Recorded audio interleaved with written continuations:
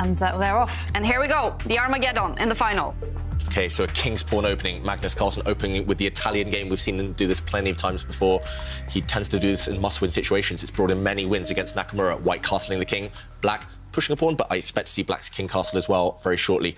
Magnus's strategy is to keep the pieces on the board. That's clear from this opening. He would have gone for something else, a different opening, if that wasn't his plan. So now black has castled. Magnus just planning maybe a way to maintain maximum tension.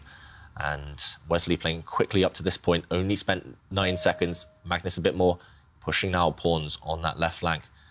He has to make Wesley, he has to give him decisions. That's the key thing. He's pushing pawns, trying to trap black's bishop. Yeah, and Wesley just pushes pawn 1 square forward. Totally agree with you there. The pieces must stay on the board. And one thing that I've noticed Magnus really likes is he loves to expand as much as possible with the pawns on the left side. And Wesley reinforcing the centre whilst... yeah, well, what is White going to do? Just push 1 pawn forward or start the big re-manoeuvre of the pieces? Whatever Magnus does, he shouldn't be in creative mood right now. His time advantage is almost gone already. He's only 20 seconds up on the clock now. He shouldn't be trying to be too creative. Reacting is actually easier in chess. It's quicker to do that. And, OK, black bringing his knight back there. I expect to see White re-manoeuvre, as you mentioned, Jovanka. Yeah. No, he expands in the middle of the board. This position, I'm pretty sure I've seen this, or something very similar at least, before in the past. Magnus creating maximum tension in the middle and Wesley trading a set of pawns. Will we see Wesley So advance in the centre? Actually, I think I've had this exact position myself before in St. Louis a couple of years ago as black, and it didn't go well after White pushed his central pawn like that. Suddenly, Wesley's knight has to run away from the centre. You can take White's bishop on the left side, but White's pawn would take the black knight and actually explode open black's king position. When I had this in the past, I was terrified with black. Black is under the attack at this early stage, and Magnus starting to build up that lead on the clock again. Yeah, definitely. And one thing that you can notice is that with the white pawn so far advanced, the white bishop can actually drop down just 1 square towards the centre, and then it's on the perfect diagonal. Wesley has frozen. There's no time in Armageddon chess for a think of over 30 seconds. Suddenly, he's been caught out in this opening.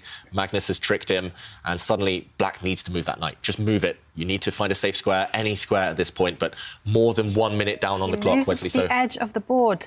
OK, and Magnus drops his bishop all the way down to the bottom. I'm a little bit concerned about that knight being on the edge, because look at it on the eye line of the queen. OK, so Wesley rerouting the knight, but this does give time, and a knight now jumping into the attack, and all the time Magnus is ahead on the clock, putting pressure on the position. Black's knights, they have jumped around, they are defending each other, but they will get kicked back sooner or later. So Magnus just gaining space first, gaining some time by pushing the black pieces backwards. I expect to see Magnus at some point. Not yet, but he will lift up his rook in the corner. He loves to do this, Magnus Carlsen. He'll move up his rook in the corner 3 squares, and he'll try and bring it across to the right side of the board. Long term, he's going to go for the attack. But OK, he needs to continue playing quickly. Magnus now having a bit of a think. Yeah, and Wesley there talking to himself, just kind of like, come on, what am I doing? Let me refocus and readjust to the situation. And yeah, we see a trade, and now I'm dying to know whether this rook will lift itself up. Magnus attacking the knight, so we expect the knight to, well, move behind. OK, he moves back to where it came from.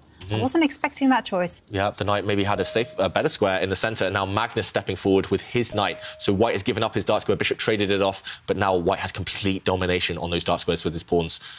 Wesley challenging the centre. He's just trying to pose problems for Magnus, but that knight getting kicked around again. Yeah. Magnus threatening the black knight now. Yeah, I know. I mean, just look at that bishop. It is a monster. I mean, this is just instructive. Look at that pawn, that central pawn on e5 and that bishop. Those are a perfect attacking duo. And that is why Wesley desperately tries to close up the position. And now the onus is on Magnus. The time advantage isn't that great, though. Yeah, Magnus, he's got a fantastic position on the board. I would say, actually, strategically, White is just winning. This is complete dominance right now, but the clock situation, that could come back to save Wesley if he's able to continue playing quickly and eat away at Magnus's time advantage. OK, Magnus just stepping forward. All the white pawns now on dark squares. Great setup now for White. Black can barely move, actually. Black needs to maybe bring the black knight back away to a safer square, retreat that. Magnus, yeah, I was going to suggest just take that knight off the board. And he does, but it cost him time. 2.5, just under 2.5 minutes against under 2 minutes. Look at how bad Black's bishop is. It's just doing the job of a big pawn. It's just protecting things. It's never going to be on a great diagonal. Black's knight as well, misplaced. Magnus needs to start attacking with his rook. There we go, on an open line, attacking some of Black's weak pawns. Still fantastic position for Magnus. I feel like the clock's going to decide this one, though. It's going to come down to a mad scramble at the end. There's still so many pieces, so much tension on the board. And there's your rook lift, David. The rook moving 3 squares just so that it can double along and attack the pawn. And Magnus quickly applying the pressure. And now it is that pawn, the pawn on f5, that is within its sights. Yeah, White's knight eyeing up targets. Maybe it will even drop back and reroute itself. There we go. The White knight dropping back. It's aiming towards better squares. It's going to try and jump forward again and then attack Black's bishop. Wesley shaking his head. He's slowed down the pace. He's still 40 seconds down on the clock. And he retreats his bishop. I mean, that does feel like a concession. And, well, Magnus pushing his pawn there. OK, but is there some chances now that there is a bit of a sneaky move there by Wesley? Yeah, I'm surprised that Magnus allowed this trade of bishops. If it does happen, it does happen. I'm surprised Magnus allowed that because Black was cramped. Any trades will actually free up Black's position, but Magnus is so dominant maybe that he is OK with that trade. Black's knight attacking some pawns, White's queen defending them. White's knight, expect that piece to do the heavy lifting now. Yeah, and now the fireworks appear on the board as Wesley goes completely crazy on the right side. Look at White's pawn formation, though, completely blocking off Black. Any active plans that Black had. Black's king stepping forward. Magnus can just capture a pawn, I think. Yeah. That looks like a free pawn. White can just play pawn takes pawn on the right side of the board. Wesley, big trouble now on the board and on the clock still. Yeah, well, 53 seconds and ticking down, whilst Magnus has just under 1.5 minutes. I agree with you, Wesley is in big trouble, but still everything to play for. Still everything to play for. At least he's got one piece active, the Black rook, now finding a really nice square, eyeing up the White king indirectly. Magnus bringing his queen across. But that's a bit strange. I mean, allowing Black's knight to jump forward and capture a pawn. Exactly. OK, Magnus, has he calculated this one correctly? Black does take that pawn. White's queen also capturing. Suddenly, whose king is weaker? I don't know. I'm not sure if the players know either.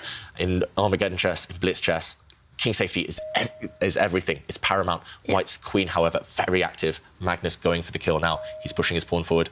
Yeah, well, this is a nice move by Wesley, you know, offering to trade queens. But 28 seconds to complete the rest of his... Wesley's not going to make it. Yeah. I think he's going to lose on the clock, Wesley. If he doesn't lose on the board, he still needs to save it on the board, especially after that last move, White's rook getting active. Wesley's smiling. He knows it's going to be all over soon. 20 seconds and Magnus wins. Wow, look at that. Magnus Carlsen in Armageddon finally beats Wesley So. And look at that reaction. That is huge.